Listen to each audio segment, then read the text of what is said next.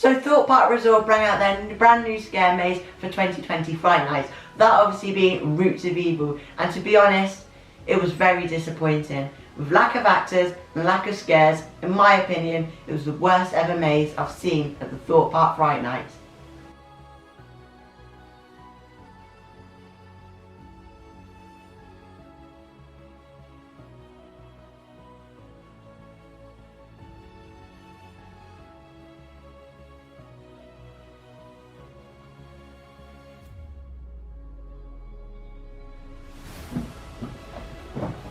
So yes, hello and welcome back to another Theme Park Enthusiast video, and it's about the first video in about a week maybe. No, well, I really mean 4 weeks, but yeah, we'll be uploading continuously now, one video every week, so something that you can look forward to. Anyway, today I'll be reviewing Roots of Evil, the brand new scare maze that came out in 2020 Fright Nights, obviously at the Thorpe Park Resort. So starting off with the location of the maze, it's located in Thorpe Park Woods. However, the maze begins in the Jungle Escape building, obviously that being the escape room at the Thorpe Park Resort, which can't open this year due to COVID-19. And yeah, in the Jungle Escape building there's a little pre-show that looks a bit like this. The utmost importance. Head on down that way. Our research here into Radix Malum is undocumented and unexplored part of the forest. Now, the military have had to lock down the area to ensure our research continues undisturbed. My colleague Dr. Ash will meet you further along down the path to prepare you for the rest of your mission. The location of the maze is absolutely fantastic. With smoke effects, theming, items, it really is a great space. Inside the maze there is a tunnel that you have to crawl through, and alongside that, towards the end, there's another indoor section. Remember that, we'll get to that a bit later on in the video. So the maze is around 10 minutes long, and it is an additional cost of £10. So obviously if you did do the two mazes at the resort, that being platform 15 and the other one being Roots of Evil, it will cost you £20 to do both of them. So it's quite a lot on the pricey side, and obviously if you do want to do them with another person, it will be £40 for two of you. So it's not cheap, and obviously adding that to the price of your park entry is not cheap unless you've got a Merlin pass. Now, my main complaint with the scare maze is the lack of actors. Now, I know it's really hard with all the COVID-19 restrictions, but I do really think there needs to be more actors. Alongside that, many of the actors were dressed in camouflage costumes, hiding in the bushes, ready to pop out guests, which I think was a really good idea. However, with it being really dark and really hard to see them, it was also very hard to hear them as well. So it didn't turn out as good as I thought it could have been. Maybe some more lighting would have made that a little bit better.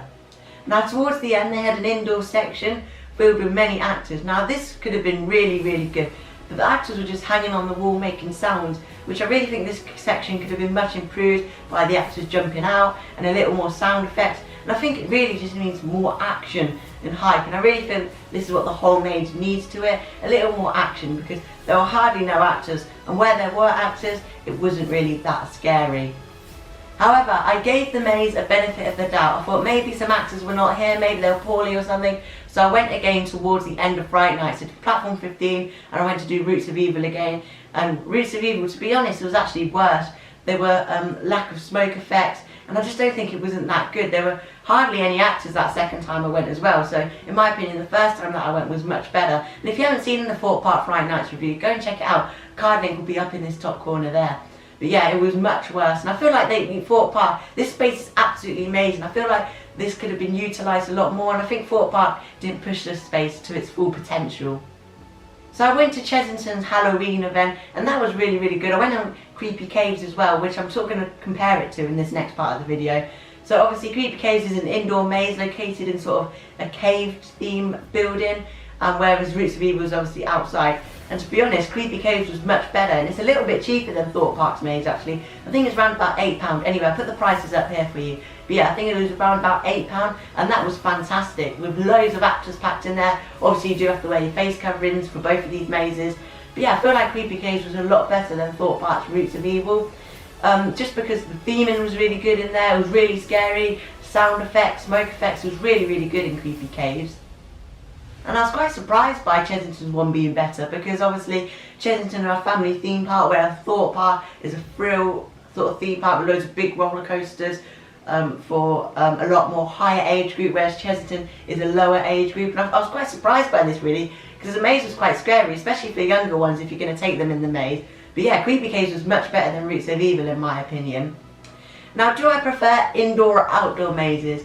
Now, depending, I do prefer indoor mazes, just because I feel like you turn the corner, you don't know what's going to happen. And this is a prime example, platform 15 there. You've just got straight in front of you, you know what's coming up.